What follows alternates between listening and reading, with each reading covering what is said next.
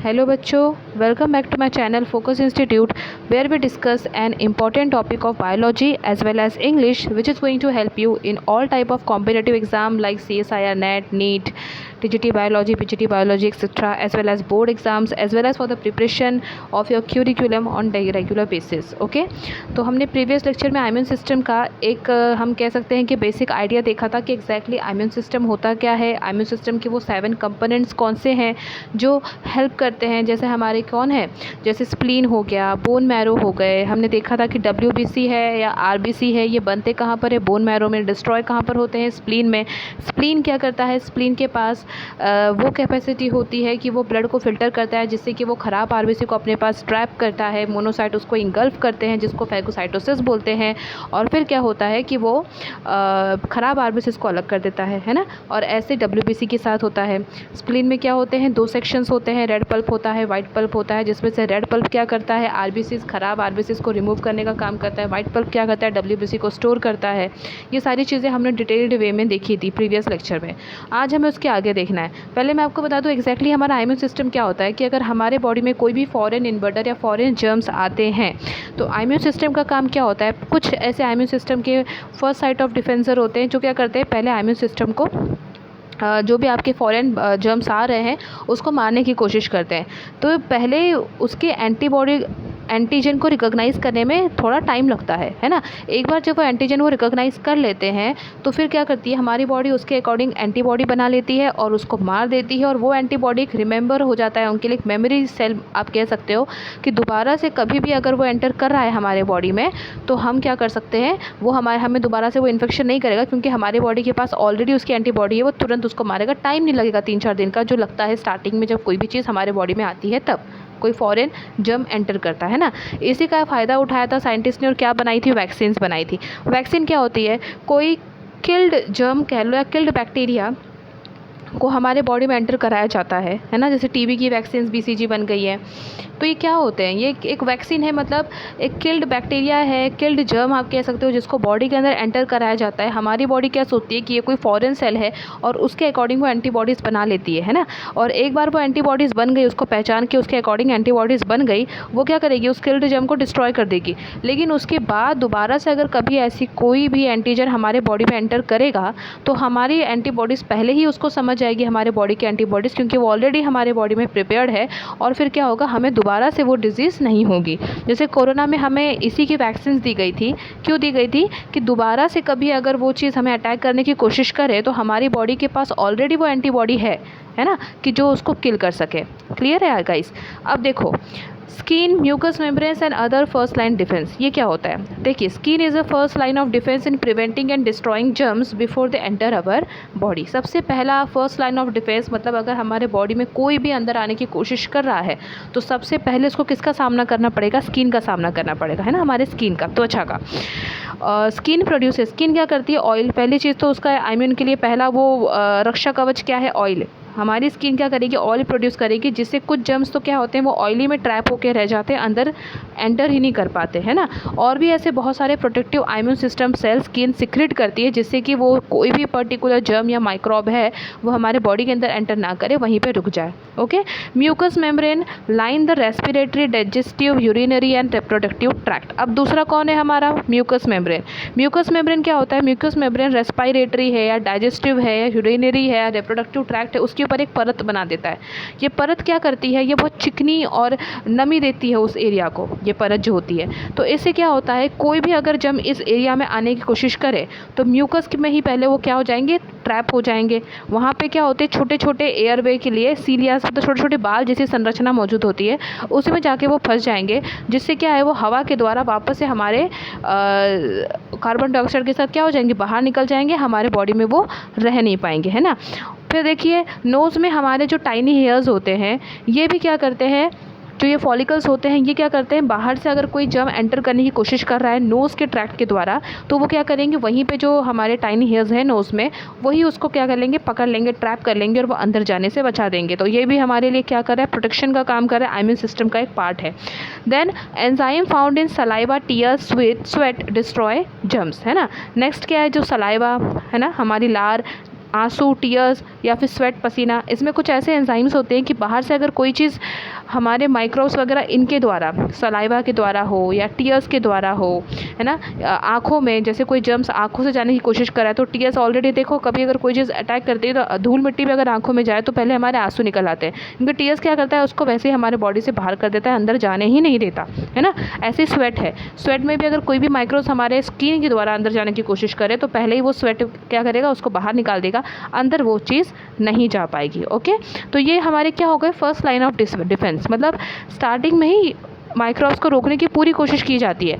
लेकिन अगर कोई इतना पावरफुल है कि इनको भी पार कर जाए, तब वो क्या होता है, हमारे बॉडी के अंदर जाता है। और जब वो बॉडी के अंदर जाता है तो अब बॉडी को क्या चाहिए होता है, अब बॉडी को ज़रूरत होती है कि वो उसको पहचाने, उसके एंटीजन को पहचाने और उसके अकॉर्डिंग एंटीबॉडी बनाए।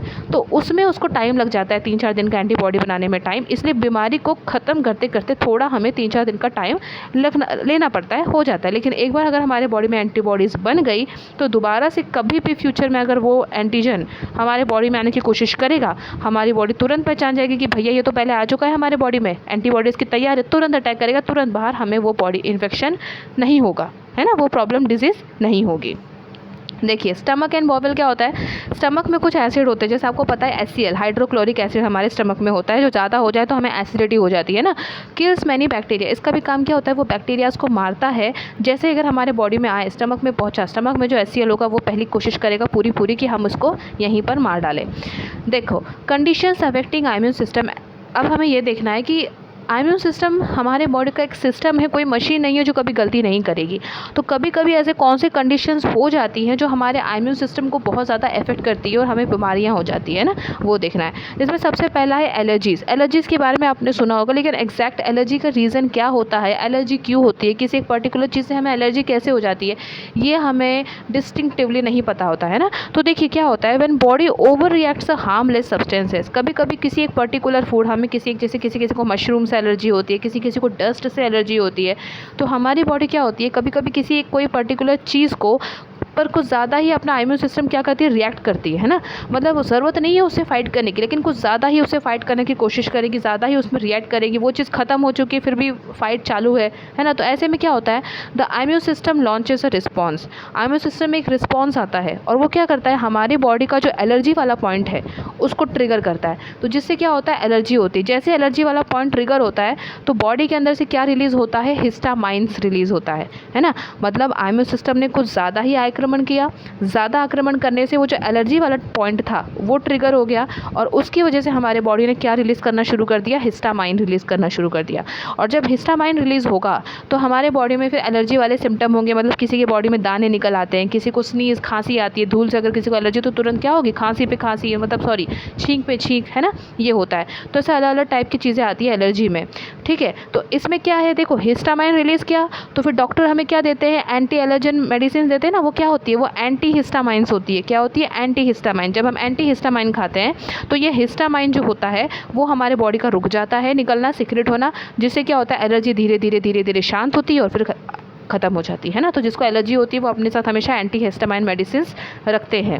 Next is auto immune disorders. ये क्या होता है, this disorders occurs when the IS मतलब immune system mistakenly attack its own healthy cell. कभी कभी इम्यून सिस्टम थोड़ा कंफ्यूज हो जाता है, वो अपने ही हेल्दी सेल्स को क्या करने लगता है, अटैक करने लगता है। तो ऐसे में कुछ ऑटो इम्यून डिसऑर्डर्स होते हैं, जैसे डायबिटीज़ है, आर्थराइटिस है, ल्यूपस है ना।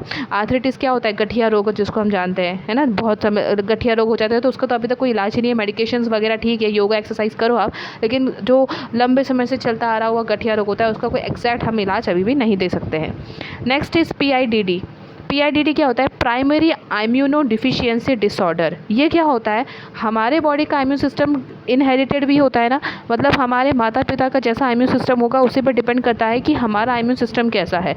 तो the disorders are inherited that prevent the immune system from, कुछ जैसे बीमारी होती है जो वंशज होती है ना, वंश में ही आई है, तो उसमें हमारा इम्यून सिस्टम कुछ नहीं कर सकता और हमारा इम्यून सिस्टम मजबूर होता है कि जैसा उसको काम करना है उस जगह पे वैसा काम नहीं कर पाता, क्योंकि वो चीज़ क्या है, वो चीज़ वंशज है, इनहेरिटेड है ना।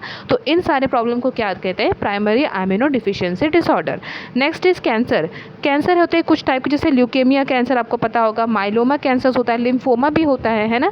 ये क्या करता है, डायरेक्टली हमारे इम्यून सिस्टम को इफेक्ट करता है ना। तो अगर कभी कभी हमारा इम्यून सिस्टम कुछ ज़्यादा ही अनकंट्रोलेबली ग्लो हो जाए, है ना, तो उससे क्या होगा, कैंसर होगा। कैंसर से क्या होगा, बहुत ज़्यादा सेल्स बनेंगे, गांठ बनेगी और कैंसर हो जाएगा। तो इससे भी क्या होता है, इम्यून सिस्टम के रीज़न से भी ये कैंसर हो सकता है। कभी कभी गाइस क्या होता है, सेप्सिस होता है। सेप्सिस मतलब क्या है कि इम्यून सिस्टम कुछ ज़्यादा ही स्ट्रांगली रिएक्ट करना शुरू कर देता है, जिसकी वजह से आपका कोई पर्टिकुलर ऑर्गन जो है वो इन्फ्लेमेशन होगा, ख़राब होगा, लास्ट में वो सड़ जाएगा, है ना। सड़ जाएगा तो फिर लास्ट में क्या होता है, या तो फिर आप उसको अलग कर दो, ट्रांसप्लांट कर दो, या तो फिर डेथ हो जाए, या तो फिर सडन शॉक हो जाए। तो ये भी इम्यून सिस्टम से होता है। अगर इम्यून सिस्टम कुछ ज़्यादा ही ओवरवेलमिंग रिएक्शन देने लगे तो ये प्रॉब्लम होती है। कभी कभी क्या होता है, जब हमारे बॉडी में ऑर्गन ट्रांसप्लांट करना होता है तो ऑर्गन ट्रांसप्लांट के समय ऐसी दवाई दी जाती है जो हमारे इम्यून सिस्टम को रोके, सप्रेस करे। क्योंकि ऑर्गन कोई बाहर से अगर आप अपने बॉडी में ला रहे हो, आपका इम्यून सिस्टम अच्छा है, तो आपका इम्यून सिस्टम वो बाहरी ऑर्गन को एक्सेप्ट नहीं करेगा, क्योंकि वो भी उसके लिए फॉरेन चीज़ ही है ना, बाहर की चीज़ ही है। तो उस समय इम्यून सिस्टम को सप्रेस किया जाता है कि उस समय इम्यून सिस्टम काम ना करे, ताकि इजीली वो ऑर्गन हमारे बॉडी में आके एडजस्ट हो जाए, है ना। तो डॉक्टर क्या कहते हैं, इम्यूनो सप्रेसेंट मेडिसिन देते हैं, जिससे इम्यून सिस्टम हमारा रुक जाता है। तो एक पॉइंट के बाद वो इम्यून सिस्टम इतना हमारा लो हो जाता है कि फिर हमें उससे बहुत सारी सीवियर बीमारियां, इन्फेक्शंस होना शुरू हो जाते हैं ना। तो ये कुछ चीज़ें हैं, ऐसी कंडीशंस है जो हमारे इम्यून सिस्टम को अफेक्ट करती है। नेक्स्ट लेक्चर में हम ब्रीफली डिस्कस करेंगे अबाउट थाइमस, है ना, और कुछ इम्यून सिस्टम के इंपॉर्टेंट फैक्ट्स। ओके, तो अगर आपको मेरा वीडियो अच्छा लग रहा है, please like, share, subscribe more and more, just to motivate me, because this is the only way to motivate me to make new and new more interesting videos for you guys. Thank you for watching my video.